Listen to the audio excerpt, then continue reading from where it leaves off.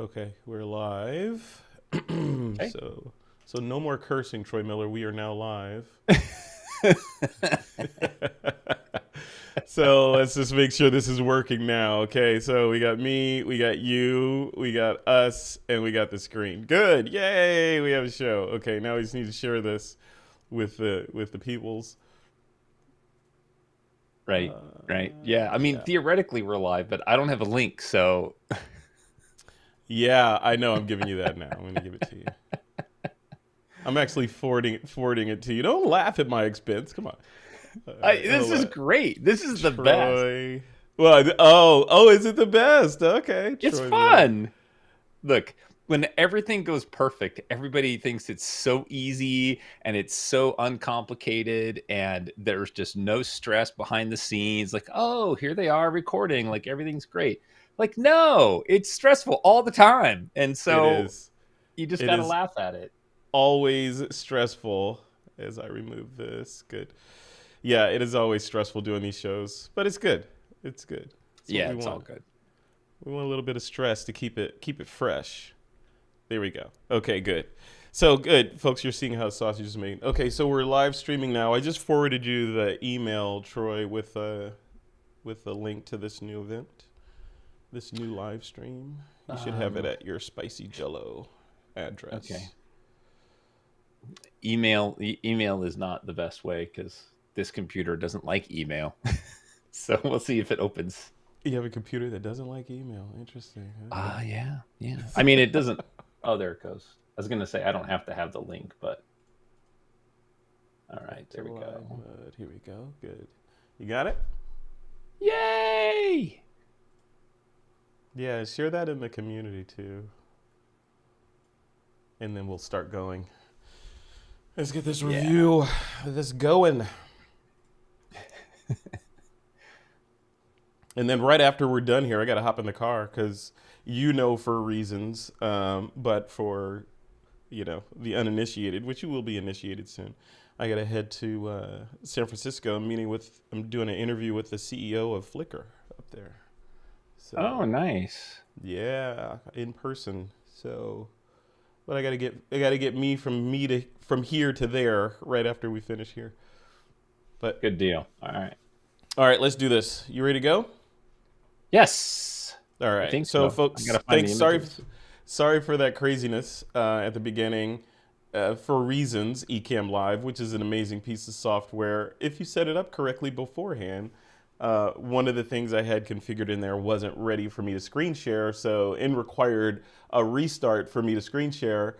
And just to make matters worse, the little button to accept it ended the old stream and wouldn't let me reconnect to it. So here we are. So I had to recreate a stream, start streaming into it, share the link, all Yep. without breaking a sweat. And here we are. So New computer woes. Yep, I oh my get it. god, yeah, I know. First world problems. This sucky M1 processor is making me do all these crazy hoops. Well, you configure, when you get a new computer, and I know you did yours from scratch, like you Yeah. configure a million things.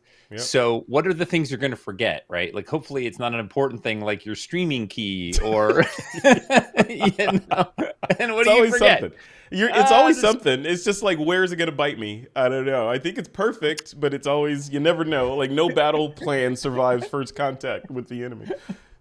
right, right, So right. here we are, first contact. All right, let's dive in. So this is photo Yeah. critique number 197. Like we said Yes. before, the topic is/was open general.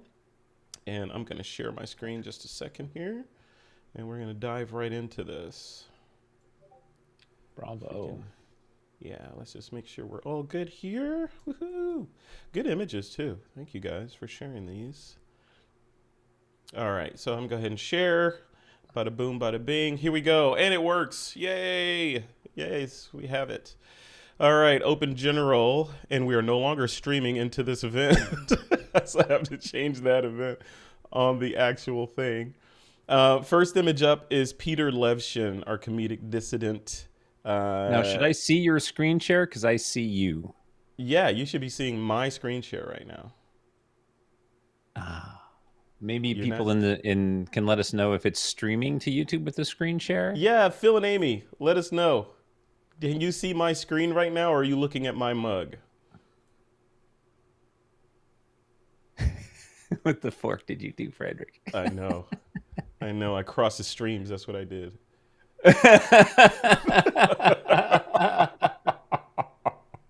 Yeah, let us know if you can see my screen, guys, before we continue. Because Troy's saying you can't see my screen. I have a feeling I know what's going on. It may just be Troy, but Oh, yeah, it's always me. yeah. You can. Well, it's you because it's a setting in here that I have to allow the guests to see the screen share, and I probably didn't check Oh, that. right. Yep, Yeah. yep. And So I've got. you got it big. You're gonna follow along in in open a browser with the community in there. Just follow Oh, along. that's great. No, I got it. I got it. Okay. All right. Well, Okay, great. let's keep going. Let's keep going. I'm gonna assume All right. everybody can see us. Good. Amy sees my screen. Good. Okay. First shot up is Peter Levshin, which I really like this shot. Let's bring this up Oh my full gosh. screen. Every now and Yeah. then, Peter pulls out a masterpiece, and I don't think he knows it. Um, and I think this is one of those images that I'm just really enamored by this. I just absolutely love this image, and I think that there are so many things in here to look at to kind of draw you in. Um, the clock, Yeah. right? Like just the clock is there, and sort of the frame within a frame with that other image, Mm-hmm. which is a window, right? Like we know it's a window, but it doesn't feel like it's a window. I Mm-hmm. think that is absolutely fantastic. Um, there was obviously to the right of this image or to this window was something hanging, so there's a mark on the wall. There's just so much story here, and it's very well composed. There's a lot of mystery. Um, if I was to make an improvement to this image, there's only, I think, it's a couple little things that I would do. One would be like the can or something right at the very bottom, slightly off center to the right. Not everything to the right, but just that one can. I might pull that out. Mm-hmm. And I might try to put some of these highlights down on the wall. I wouldn't remove them because I feel like specularly they're pretty cool. But I might try to bring down just that there a little bit, with some masking or something. But Yeah. Yeah. You know what this I'm shot interested what reminded you me think. of a lot? This reminded me. You remember that old video game Myst back in the day? This Yes. reminds me of those scenes in Myst where there's little objects in there and you got to just kind of find everything in the scene to get the clue in order to get out of this and move on to the next one. And then there's that underlying story that kind of keeps you riveted and in. This is Yeah. really cool. This is really Yeah. cool. Yeah, I love the color. The color. What's the word I'm looking for? The differences between the cool color of the room and the sepia of outside, or what. I still don't know if that's actually outside. I mean, it could be. It could be a photo of outside. I feel like, but It's definitely a window. why? Why do you think so? Because you see the sill there, but that sill Well, could be part of the print. yeah, I mean, like it would be hard. Obviously, you could argue both ways, right? Like Yeah. this is like, looking at a black hole and trying to decide what it actually is. Yeah. Um but it feels like a window to me, and Peter told me it's a window. So Oh, okay. You got inside knowledge, insider trading here. yeah, insider trading. Yeah. Um the only other thing that I would suggest is I feel like we should maybe trim off the right side a little bit so that those four little alcoves or like little windowlets, if you will, Yeah. are centered, and let the main window kind of fall wherever it is in the frame. So I feel like let's clean up the right side a tiny bit just to center those, Mm-hmm. or Mm-hmm. add some to the left, whatever you got to do there. But I love this, buddy. Yeah, this is really good. So One of the more interesting pieces of this shot for me is the missing print or missing photo to the right. yeah, Like, because my brain just goes, "What was there? How dare you? What was there? What was that shot that was sitting in that clean spot right there?" yeah. Yeah, and culturally, there's a lot of stories here. This looks like it's a kitchen. The items hanging up in the top look like they're like pots, that snap together. Yeah. So that's really amazing. So being able to look around, I'm sure that if somebody who's traveled the world would know maybe where this is at. Like I wouldn't know because I've never traveled to a place like this, but I'm assuming that there's a lot of little telltale bits in here that give it sort of a cultural reference, which I Hmm. also think is super powerful. You know. Yeah. Yeah. What a good shot. And just the fact that we're just like, hanging on the shot and talking about it means it's successful, right? Yeah. Good. Yeah, I mean, as a giant shot, this is one of those shots that everybody can kind of pull something from, and I think that you could look at for a long time and continually gain something from it, right? Get some sort of visual meal out of it. Yeah. Oh, I like that. A visual meal, a visual feast. Yeah, yeah. Cool. All right. Peter Levshin. Good job, man. Thank you for Good job, sharing that. Peter. All right. Let's see if anybody stuck any images in the replies. Nope. Next up is Michael Brown, simply titled Bumblebee. Nice. These Wow, that always dude blow is me away. Just the sharpness. I mean, Michael seems to be getting sharper and sharper with these shots, or his focus is better, or you got a new lens or something. But his shots are like, hair on a bumblebee's, leg sharp. Right? Yeah. Well, and it's funny that you bring up sharpness because I'm looking at this and I feel like it's been over sharpened in post. Where do you Um, see that? What's the telltale sign of that? you have to look at like the tonal gradations, right? So like above the bumblebee, look at where we go from that band of dark shadowed into the bright green, and look at how it transitions in there, and it has sort Mm-hmm. of a moire pattern, a Yep. stippling pattern, right? Like a old newsprint print. And that's really sort of an indication, I think, that it's been heavily sharpened. So in situations like this, I think that selective sharpening is best, right? Mm-hmm. So look at your subject and decide, like, where do I want you to draw where do I want to draw your eye? What areas need help? And do some selective focusing and sharpening there in those areas, so it feels more natural. Yeah. Um, Not everything needs to be razor blade sharp.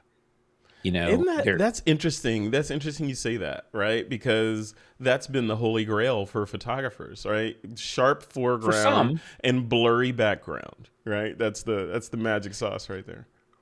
I mean, for some, right? Like for me, that's not really the case. I mean, for me, it's really about expression and composition and mood and flow of light and things.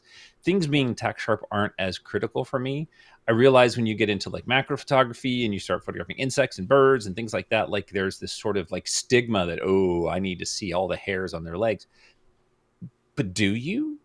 I mean, treat this guy like you're doing a portrait, Mm-hmm. shallow depth of Mm-hmm. field, focus on his eye, Yeah. those kind of things. Let other things kind of fall out.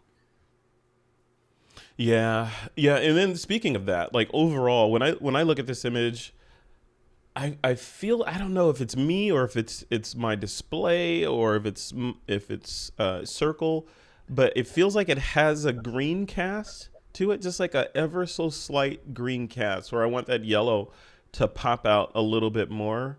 It feels like the slider could have just been a little bit inch towards the yellow just to make that yellow of the bee pop out more. And then the other thing, compositionally, I feel like I want that bee scooched to the left just a little bit, just so that he's like facing in. I feel like there's a lot of blank space behind him that he's ignoring that is not serving a lot of purpose. Or if we scooch the bee or pan the camera to the right just a little bit or crop to the right just a little bit, Yeah, we have some place for the bee to go, and there's not so much unused negative dead space in the shot. You agree? I do agree. Yeah, no, and all of those are really important points. I mean, in an image like this, the bee is the hero, but you have all these other elements that I think are distracting from the bee. You have brighter elements in there, elements that are distracting, like you said, compositionally, things like that. The background, the leaf in the top left hand corner, Mm-hmm. I think is Mm-hmm. very distracting. Yeah. So you've got to do that. Would you take that top left hand leaf out completely, or would you just crop to the right a I little would bit and let it hang I out? would take it out. You I take would it out take a it little out. bit. Yeah. Yeah, I would absolutely take it out. And then the flower or whatever pod the bee is sitting on, I would go in and I would burn that down. I would bring that whole thing down. I would go in and do a very detailed mask, and or just Hmm. do it by hand and try to create some depth and shadowing, some Yeah. layering with light. Yeah. Um, something that I think is important is photographers is to look at painters, like classic painters, and the techniques that painters have learned to use over time is to layer paint, translucent colors to create depth and shadow. Like that's the thing that we see in the real world that gives us sense of depth. And when we don't have that, everything feels flat, Yeah. Yeah. La Duderina in the chat says she loves the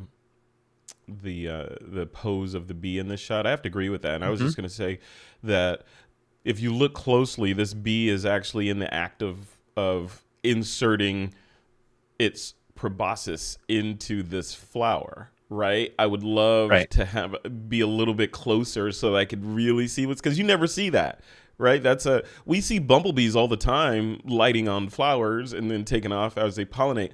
But you never see them actually, getting the nectar in there. Yeah. Biting. Yeah. Yeah. I want to be close in there to see, it's doing its business. That'd be amazing. Yeah. Yeah. What a cool shot, though. What a cool shot.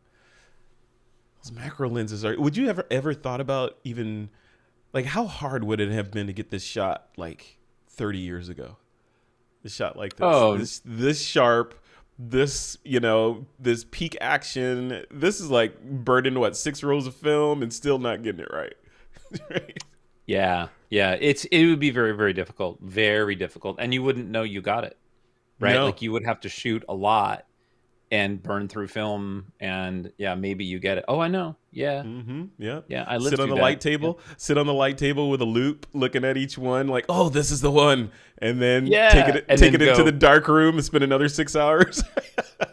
Yeah. Or you shoot on slides, right? And you got 72 slides, and you're like, not that one, not that one. That's $1. That's $1. That's $1. Exactly. That's $1. Yeah. Can't go to lunch. We don't have enough keepers.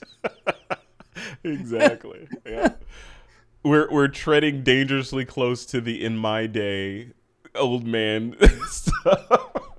It's true, but you know what though? You know what? Unlike a lot of different disciplines, where photography came from and how film recorded light and the intentionality with that and how hard it was, I think is important for a lot of new photographers to realize you don't have any excuses. Or you don't have as many excuses anymore, right? Yeah, yeah, yeah. What do you mean you didn't know that it was bad composition? Like you can look at the photo in your camera. It's true. It not very true. It's not like I didn't know. Yeah. I mean, it's so weird because you think back, because half of me wants to say, yeah, Ansel Adams was running rings around photographers of present day with 1/16 the amount of capability in his gear, and today we have all this power in our phones and all this stuff, and we're still seeing mediocrity from a lot of directions. But the other side of that is, we're seeing work that was never before possible now also. Right. Yeah. Right. Yeah. The pioneers. Yeah. I think Ansel would be running circles around a lot of people, right? Because he was a pioneer in his craft. He always pushed it. And we all need to do that and not be complacent. And, Yeah. I interviewed, years ago, Michael Adams, Ansel Adams' son, who at the time, I don't know if they're still there, but they were living in Carmel by the Sea down on the coast. And beautiful house, the house Ansel Adams lived in. I got a chance to go in there and hang out and actually touch the enlarger and the dodging and burning tools that Ansel Adams used. It was crazy. Wow. But I asked Michael Adams, I was like, what if Ansel Adams was alive today, would he be a purist? Like, oh, I'm only going to shoot film and develop and, that's the way I've always done it. And I'm going to do it that way. Or would he embrace the tools of the day and be out there shooting with, whatever the latest Fuji or Nikon or whatever, and using all the tools? And Michael Adams' response was 110% he would have been using every available tool that was available to him. That's what he was doing in the day back then, and he would be doing it today. So that was refreshing to hear. So, really cool. All right, so back to the bee. Cool. Any further thoughts on the bee? Nope, that's it. I just want to commend Michael for a great shot and for having an image that motivated us to get all the way to Ansel Adams. Yeah, exactly. It doesn't take much for me to go off on tangents. You know this, Troy. And I had a reason to mention that I visited Ansel Adams' house. Yeah, I So, saw yeah. that. Yeah, that mic drop right there. I had to Yeah. work that in there. Hey, I didn't drive all the way down there for nothing. Come on. All right. Who's next? Phil Lewenthal is up next. Running Water. And Phil is with us, I believe, in the chat, I think. Yeah. How you doing, Phil? Look at this. I love it. His work I is really almost do. biblical. It is almost like biblical. You look at this, I expect to see, Moses in there trying to part this. Well, first off, kudos to the presentation. I think that it's nice that you took the time to finish the image. So I do like that. I do think that that's really nice, even though I don't always do it when I share an image. I do think that it does show some intent. So I like that. Um, I really like the softness of this image. I just wish that this image had a stronger hero for this, right? Like Mhm. you've got this beautiful soft water, this wonderful composition. You've got some sharp elements that are in the top left and the lower left that I think are kind of competing for attention because they're sharp. And I kind of want to see what's going on there. But it's sort of lacking that hero in the middle, which, if you had a bird or one of the little palm trees, or just something in there to like say, oh, this is what you photographed. Mhm. Yeah, I agree. And that's an interesting point you bring up because we've talked about this in many critiques and in person, whatever.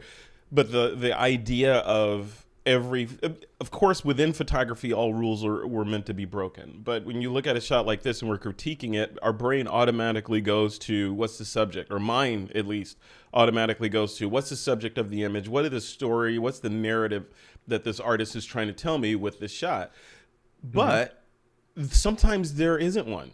Sometimes the entire shot itself is the narrative. There's no unfolding story within the shot, and sometimes there is no hero. So you have to look at the shot overall and judge it on its kind of overall aesthetics versus looking for the tea leaves within the shot. I think this is probably one of those shots. And when I look at it from through that quote lens, then my brain goes strictly to composition. And if this is an art piece hanging on the wall and I'm standing there, with somebody in a gallery where they're drinking wine, with their pinkies out, making comments about this thing, what would I say? Right? And I would probably, the only thing that I would say, I think, is the bottom of the shot looks a little bit distracting because it's dark down there. It's a little bit of darkness down there. So I don't know if that's intentional, if there's a grade or a vignette on this causing that, but I'd probably crop that bit off down here or otherwise adjust for that.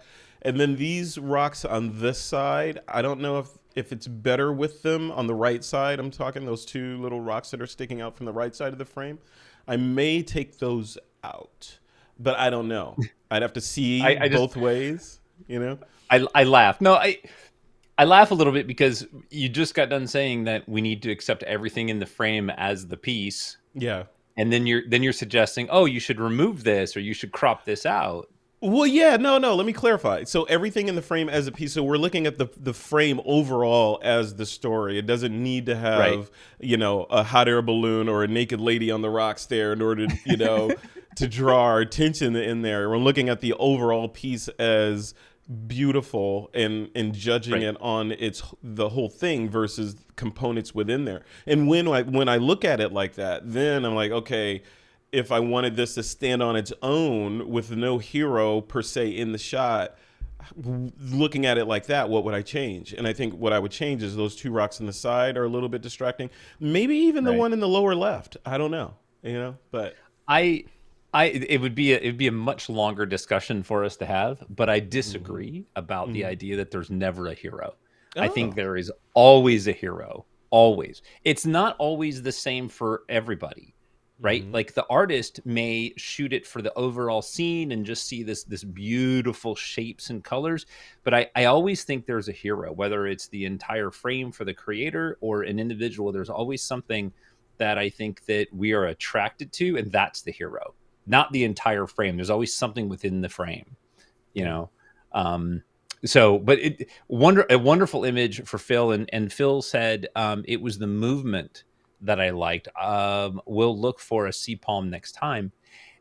What I would say to Phil is, Phil, lean into that idea of movement, and as you're creating these images, think about how to remove the things that we're sort of suggesting are distractions, right? And that would be, um, the darker, sharper rocks on the left hand side. Maybe do a longer exposure so those get some more water splash over them to soften them a little bit or something like that. So, Yeah. regardless, I think we're talking about the finality and the nitpickery of this image, not major things by any stretch. Yeah, because we're not civilians, right? So any civilian looking at this shot is just going to be blown away regardless. So yeah, I like It's this. great. Yeah, I love it. Phil, you need a gallery show. Do it. All right. Up next is Craig Stampley, Brighton Beach Bench. Nice. What an ad campaign. Oh, I know, and I love it. I love the presentation with the little chin on the bottom. Like that's great, Craig. I know where you're going with it. I like it. I like it a lot. Mm. This is really fun.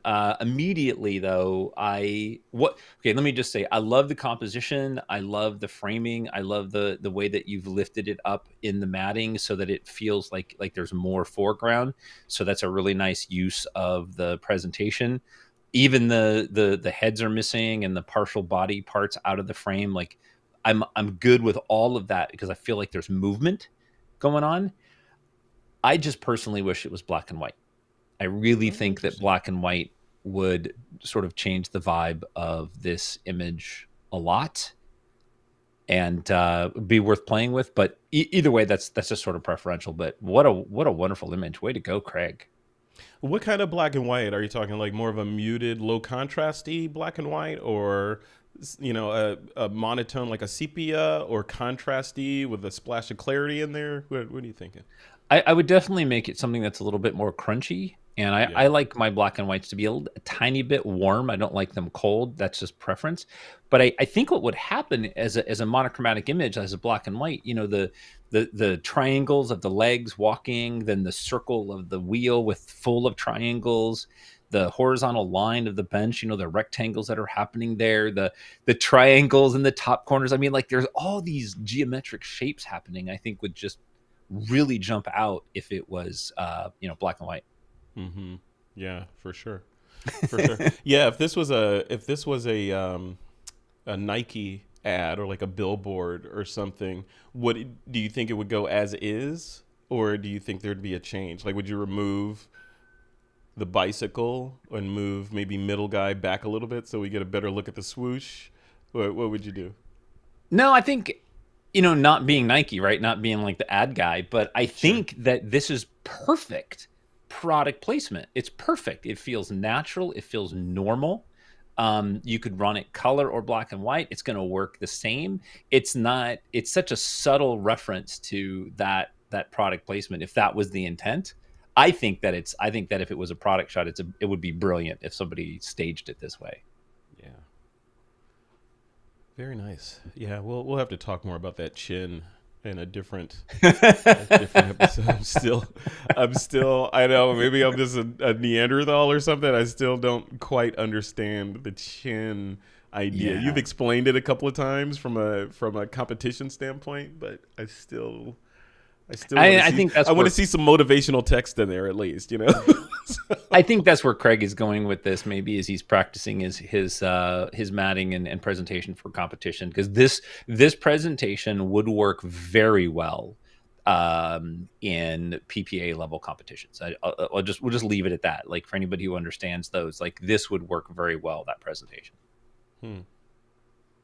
Very cool.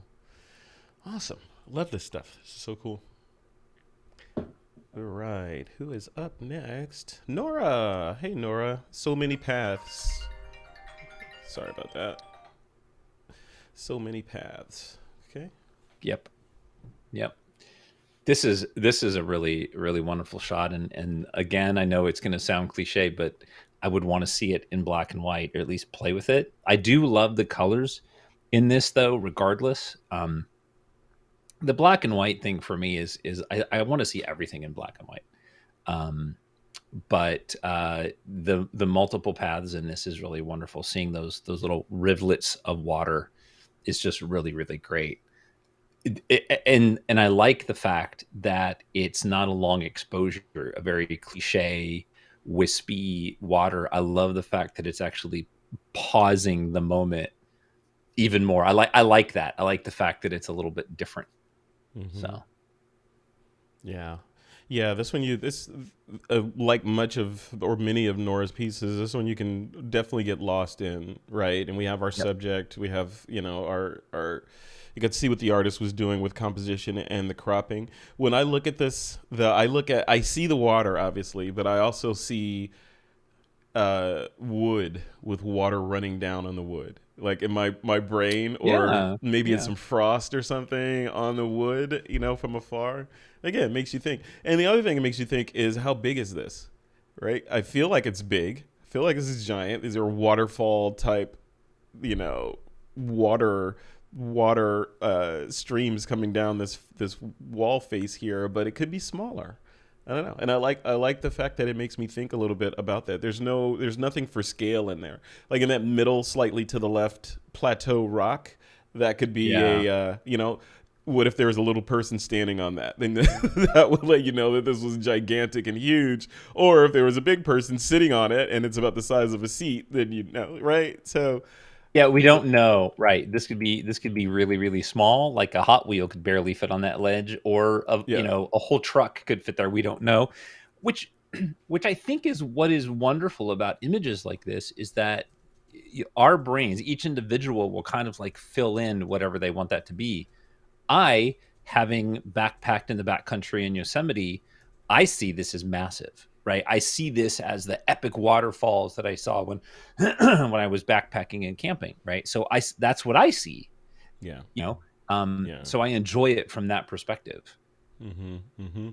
So very Very nice, cool. Nora. I I like it. wouldn't I Cool. wouldn't change really anything. I love it. And Nora, we're gonna have when in one of the member mixers, you're gonna have to give us a tour of DxO and how you're using it. I see it in your file name up there. I'm curious to see your workflow in there.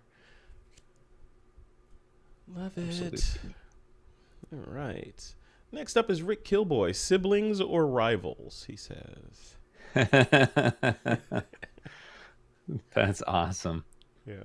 Oh, that's really cool. That's He got really a lot of cool. really good shots. Did you see his posts in the community? There's a grouping of these shots in there. These hot air Oh balloon. no. No, I Yeah. may have missed that. Yeah. Yeah, ballooning is interesting. It's fun to photograph. So it's really cool. Um I like there's so much that I like about this. I mean, I like the colors, all the people looking up, the direction of light on the balloons. And I know, Rick, I know you this isn't like something you had control over, but I don't like the balloons touching.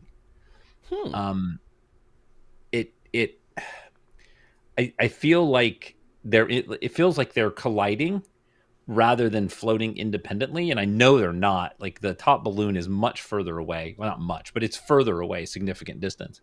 Yeah. Um, so that's really kind of like irking me, if you will, that I Mm-hmm. wish they weren't touching. It just that's what's killing me. It's killing your OCD. You're like, get those things away from each other. Yeah, yeah, yeah. They just feel like they're If this was touching. your So only I shot, though, if this was your only shot of this event, and the only thing that bothered you was those balloons touching, would you yes, wield your content aware move yes, I powers? would. You would. I would. I And what would you would. do? What would you do? Would you take that top balloon and move it just up a hair, or what would you do to the shot? Yeah. Yeah, because I'm not trying to build a fantasy scene, right? Like all I Mm-hmm. want to do is the moment before it got here. Maybe he has that shot, right? But if you Yeah. don't, I would just nudge it up so that there would be just a little bit of space there, and maybe Yeah. crop off the bottom like you just did with your hands. Yeah. Yeah. Yeah. That's what. Yeah, The I would lose foreground's that bottom. Yeah, because the foreground. Yeah, we've all seen that, like the crowds at the balloon festival or whatever. But and I don't need to see them. They're not adding to it. But if you lose them, it becomes solely about those balloons, and they're on a journey somewhere. You have no idea. Maybe they're lost over the Pacific somewhere, right? Well, as far as cropping the bottom, and I don't disagree that the bottom is distracting, but what I find distracting is the guy's head in the lower left-hand corner. So I might crop and leave just the top of the trees and the balloon on the right, just to give it a little bit of foundation. I mean, look at it and see. Yeah. Yeah. Especially for somebody who's into ballooning as a pilot, or does any ballooning, like they're going to look at that and they're going to know exactly what all that's about, right? Yeah. And so, yeah, that's cool. Great shot. It is fun. It is really cool. I have yet to get to one of these balloon festivals. Have you ever photographed one? I've photographed them, and I have flown in one. You? I know, right? You? Yeah. Yes. Yes. How was that? In Kanab. It was great. The landing was more than exciting. The landings are not always comfortable, but it was really fun. It was really wonderful. Yeah, I really enjoyed it. Margie and I actually went up with a friend of ours, Ken Skloot, who's a pilot, and a fantastic landscape photographer. We went up with him. We were in Kanab at one of the balloon festivals, and we got to go up. So it was really cool. Yeah, it was really cool. Yeah. How were the parachutes? Did you have parachutes with you? I don't like to fly, right? Like I'm not into flying. Right. That's why I say, like, this is like the one single point of failure aircraft. It was hard. It was hard, but it was so mild. Like there's no sense of motion or swinging or any of that we didn't have any of that. Like it was just, you're just kind of hanging there, Yeah. Yeah. If you have any kind of vertigo, don't do it, because it's freaky looking over the edge of the basket. Yeah. I feel it right now, just looking as No. I like it though. Very cool. Yeah, it was wonderful. Yeah. Great shot, by the way. Great shot. So other than them touching and maybe some, cropping off the male pattern baldness at the bottom. No, that's it. No. Okay. Very cool. No, I like it. All right. Moving right along. Next shot up is from Karen Sweeney. Roe deer buck with battle scar on forehead. Uh-oh. Oh, yeah. Yep. He sure does. He's a tough guy. Yeah. I love the pose. That sort of that head turned back and things like that. I think compositionally this is really, really wonderful. Really the only thing for me, and I love the presentation, so good job there. The only thing is, and it's not really in the photo, is that I wish we had better light. I wish we had, light coming from, behind or a little bit more off to the right, that was creating a little bit more depth in the overall image, because it feels a little flat. You can recreate that though with some dodging and burning, right? Some masking. You can add a little bit of highlight and shadow around the edge of the ears and the side of the head. You can, but without some extensive Photoshop work, right? Without some like Renee or Dennis level, Photoshop work, like you're really not going to create backlight, right? Or edge light, because it's also not hitting the grass, it's not hitting the flowers, it's not scraping across the background. So, I mean, light, right? It's all about light, but compositionally, photographically, presentation wise, I think this is a really fantastic image, and I really love it. And I think it's definitely a portfolio level piece. What do you think of the presentation of the shot with the border and the key line and all that? Is that done correctly?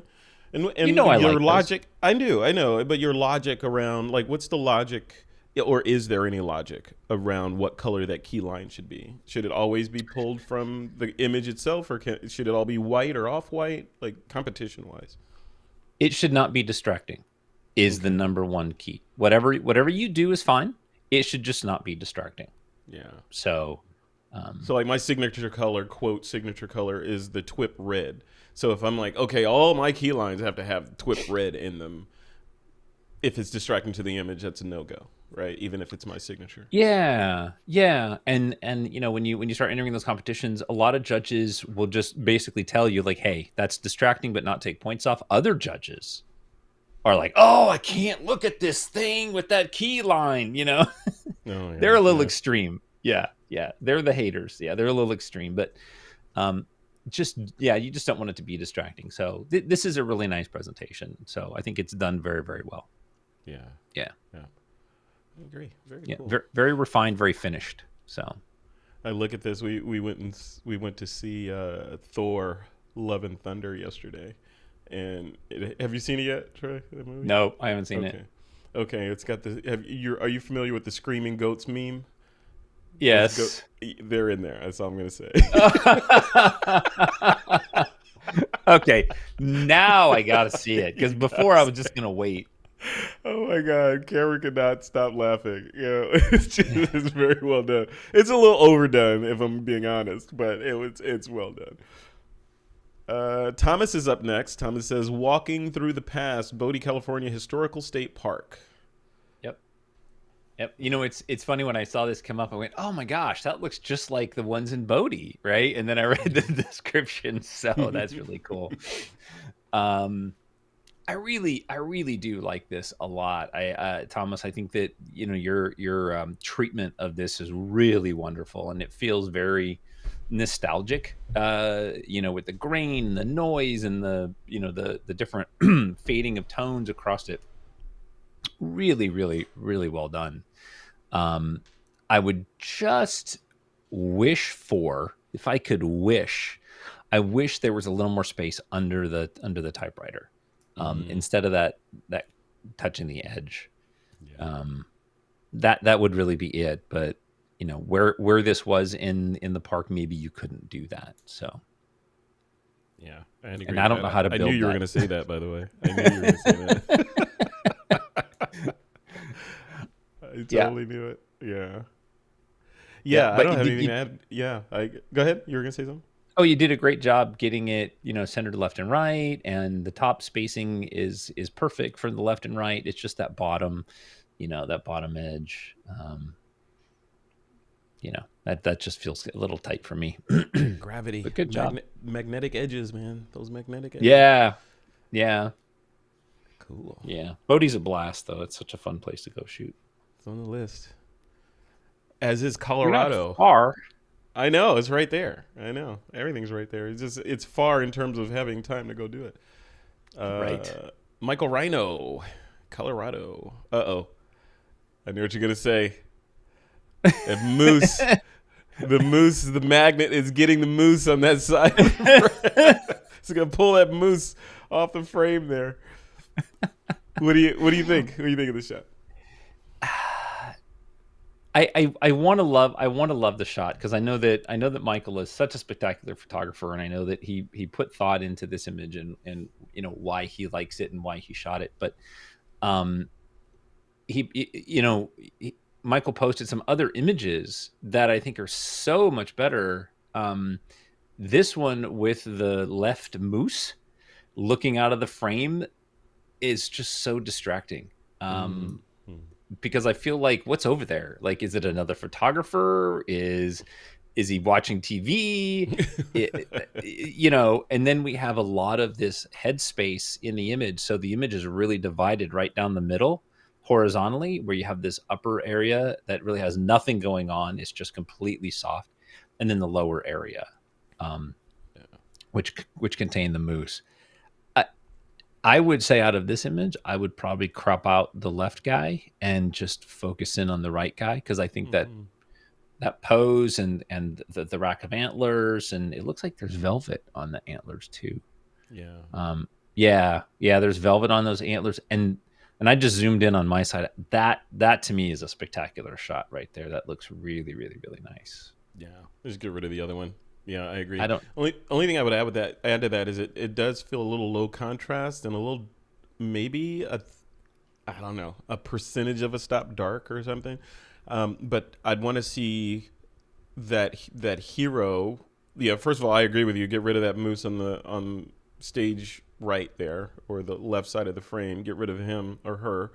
and focus on this main moose that's looking at us, but then maybe punch in a little bit. I don't know that I need to see the other side of the water over there more than Right. I want to see the moose. So I'd maybe bring that down a little bit and get rid of that top horizontal element of land on the other side of the body of water. And if possible, give us a little bit more space on the bottom of the shot and make that moose pop out a little bit. But yeah, it'd be great. This is another challenging shot for post-production, adding highlights and shadows to it. Right. So adding some light to those antlers and to the face and to, just to make him pop out a little bit more realistically. And how do you do that? How do you dodge and burn? And that's a great subject to probably touch on at some point, because dodging and burning by itself isn't really hard, but dodging and burning correctly is incredibly difficult, and to make it look natural. So, be gentle with that if you don't want it to look fake, Yeah, maybe we Maybe could twist we'll have Dennis or Renee to pop in Yeah. and do a quick, how would you add texture or I think they should do it depth? together, because those two play off each other so well. It would be really fun. Oh yeah. Yeah, Yeah. that would be great. I would love to see Yeah. that. Demystification of blend modes is what we'll call that. Yeah. And we'll have to tell them, please keep it at beginner to intermediate level. Yeah. Oh my god. Yeah. No, no geekery speak. We can't keep up. Yeah. Those compositing artists. Yeah. Yeah. All right. Good job, Michael. I dig it. I dig it. All right. Show more comments. We got a couple more in here. Raphael Swift, Timber Geek and Photo Nerds, says live music at a friend's 4th of July party, 1/3 of the duet. The lighting was hard sunlight through trees. Let's take a look. Yeah, that's always tough, man. Natural light is beautiful and devastating all at the same time. I think he did a great job, though, handling that speckled light, though. So I do like that, bringing down those highlights on his arms. And there's detail there, which is, kudos for doing that.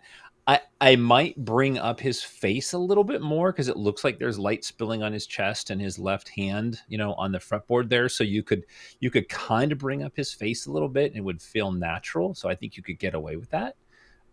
But overall, I think it's a really wonderful, photojournalistic type of shot. And I appreciate the fact that you have the entire body of the guitar in there, which is great.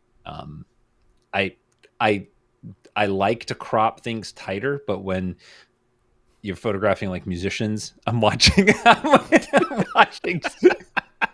I'm trying to make my fingers work. Are you? You're not even on camera. You should see what he's doing. He's like, I'll put me on camera. I'm doing this. Like, what was I doing? I'm doing this. no, dude, it's like this. Looking You at do the it image. like this. That's too You do big. it like I this. need it smaller. I need to crop it because I was thinking on this image, like how would it look if you cropped it just below? Like you said, you want to see the whole guitar, and I feel like I don't need to see the whole guitar. I'm more interested in his fingers and the position of his fingers on the fret and the expression on his face. So I would crop just a little bit below that lower hand and up around him, making more of a portrait, maybe keeping the mic in there off to the left there. But do I need to see those drums, as much of the drums that we're seeing? Probably not. I'm okay with cropping down just a little bit and getting closer on him to show the tension in those hands. I think that's where the magic of the photo is. Right. And I'm somewhere in the middle on that. Like I would crop off right to the bottom of the guitar.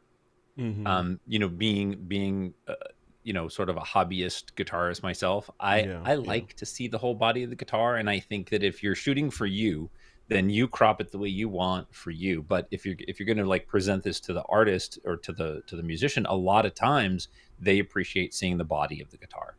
So yeah. Cool Good job. Yeah, And I like the cool. treatment. I'm sure that the black and white helped a lot with lack of distracting colors and things. For sure. Yeah, I was gonna say that. Yeah, absolutely. Yeah, because who knows what color that wall back there was, and we know the trees back there are obviously going to be green, but all this detritus around him is going to pull us out of the shot. When you go black and white, now we obviously go right to the middle, go right to the human. Right. So, Right. yeah, Right. very cool. Good job. All right, Roth. Thank you, sir. Up next is Amy Brooks Schrumann. All right. You know what Amy does on the weekends over there. Oh my goodness. Oh man. Look at this. This looks like time travel right here. Yes. This is very cool. This is very abstract, and I think that um, it took me a minute to kind of figure out what I think I'm looking at, right? Like it took a little bit, which I think is a wonderful way to present an image. Um, the title notwithstanding, it's very trippy. So I love that. Mm-hmm. I just suggestions, when you're doing these type of like zoom shots, the center of the image where you did the zoom, think about moving that to like an upper third, a lower third, like an upper left or right, compositional third. It really changes the mood of the image. The fact that it's like dead center, um, to me, I don't want to use the word boring. That's not the right word, but it feels a little bit more mundane because that's the center of the frame, right? So compositionally, I would like move that center. Oh, interesting. Okay. So yeah, because it's too balanced. You feel like it's too balanced, too much, Maybe. too dead on in the middle. And that could be that's completely acceptable if that's what the artist wanted, if that's what Amy was looking for. Like, I want this center that you're being pulled in or whatever. But I might consider moving it, right? Just like play with it compositionally. I think that it feels better, like on one of the third intersections. Yeah. Yeah, I'd play with that. Yeah, play with that, and then also play with maybe even rotating it, because like I was in my head rotating it. What is it, 90 degrees one way, and maybe cropping off one side, and it sort of becomes a horizon line where with all these things kind of blowing up out of it. There's a lot to do Yeah. with this. This is really cool. Yeah. Yeah, very fun shot and very, very experimental. And one of those kind of things that it's one of those skill sets that you can use, with digital photography now, right? Like we talked earlier, that I don't think we don't really lean into some of these things that we can do, right? Like, and this is Mm-hmm. good use of that. Yeah. Yeah, no, for sure. For sure. I like it. It's very therapeutic. I like it. Yep. Yep. All right. And is that the end of the road? That's the end of the road, man. Uh-oh. Any thoughts? Favorites? Pick your favorite child. Pick your favorite child. Come on. And not because Peter bribed me to say this, but I really like his image. This one? Let's see. Okay. Yeah. Yeah. I'm assuming you brought his image up. I did. Yeah. I just brought Peter's up. Yeah. Sorry. Yeah, and I want to say, we always say that we like everybody's image, and we do. But for me, something about this one, as we touched on a little bit, really stands out. So I love this one a lot. So Yeah. Yeah. I thought you were going to say, normally we say we love all the images, but this time we actually mean it. I don't want to be that harsh. Peter knows I love him. Yeah. No, that's a good shot. I agree. Yeah, they're all really good shots. Yeah, look, Amy's is outstanding too. I love all these. I love see Man. what happens when we do the open general. Open, we get all this kind of Yes. random amazingness shows up in the photo critiques when we do that. Yes. So that means the next topic needs to be really hard and challenging. Speaking of Troy Miller, what is our next topic? For what date will this be? We're the 15th of August as we record this, which means the next one will be the 29th of August. Yes. What is our topic? I'm going to suggest that the next topic be time. Time, right? Time. So time could be long exposures. Time could be photographing a clock. Like this image with Peter could technically fit into, the subject of time because the clock is very prominent. Yep. Time could be showing something that is easily nostalgic, right? Like the typewriter. Even we could sort of put that into the sense of time, right? How we perceive time. So yeah. Or time lapse, or what? I challenge you, Troy Miller, since you have superpowers of pottery and welding and all that. A Salvador Dali type shot of a clock melting over the side of a counter or something. I want to see that. Can you do it?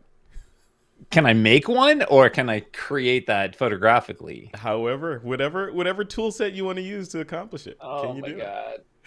it? You know that I want to melt a real clock now. I want to figure Thrift store, my friend. Thrift store and blowtorch. That's all you need. They're all plastic. They just catch on Exactly. fire and set off my smoke alarms. Well, you can do it.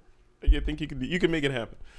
But yeah, I like that. So time is our topic for the next critique, number 198.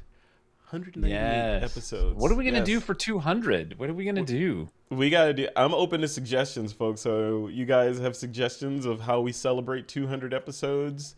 I am down to consider them. Yeah, we should do something really, really interesting.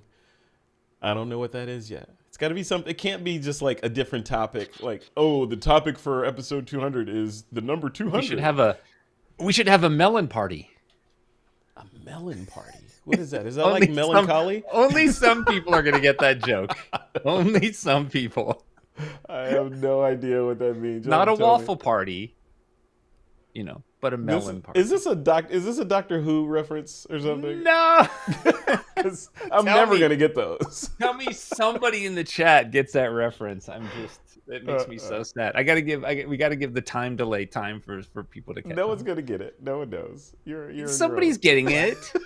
Yes, lots of people. No. Well, All cool. right. All right. Then you haven't watched Severance, which is very disappointing. I have watched Severance. Oh, okay. Yeah, now I get it. No, that's obscure.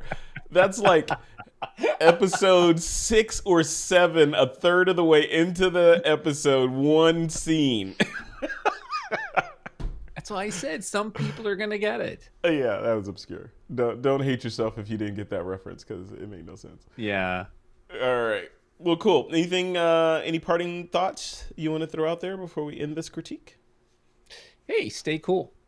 Stay cool. Yeah, dude. Oh, heat wave up here. Heat wave. 105 degrees. What is that in Look.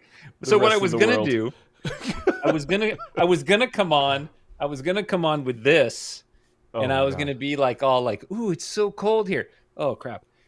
That was overheating me already. Yeah, I can't do it. Don't do it. Yeah. Ugh, it's crazy. Yeah, we got a high heat warning for the remainder of the week up here. It's supposed to be in the 105 degree range during the day, and I guess in the high 80s at night. Do your own conversions, rest of world. But yeah, it's crazy. Yeah, it's crazy. And I got to go jump in the car right now and drive in that mess to San Francisco. So we'll see how that goes. Have fun. I will. I will take pictures and share them. Cool. Awesome. All right, everybody. Thank you. Thank you for putting up with our technical difficulties at the beginning. I blame it on new computer. And which is not gonna get better, because I actually am replacing this new computer with a different new computers at some point this week, I think. So the problems and the excitement will continue. Yeah. All right, we'll leave it right there. Thanks everybody for joining in. Please do, even if you're watching this live or on the replay, please like and subscribe to the channel so that we can keep doing these and keep track of growth and let other people know about it as the algorithm decides we're worthy or not. All right. We'll leave it right there. Thanks, Troy. All right. Take care, my friends. Everybody be good. All right. See you, everybody.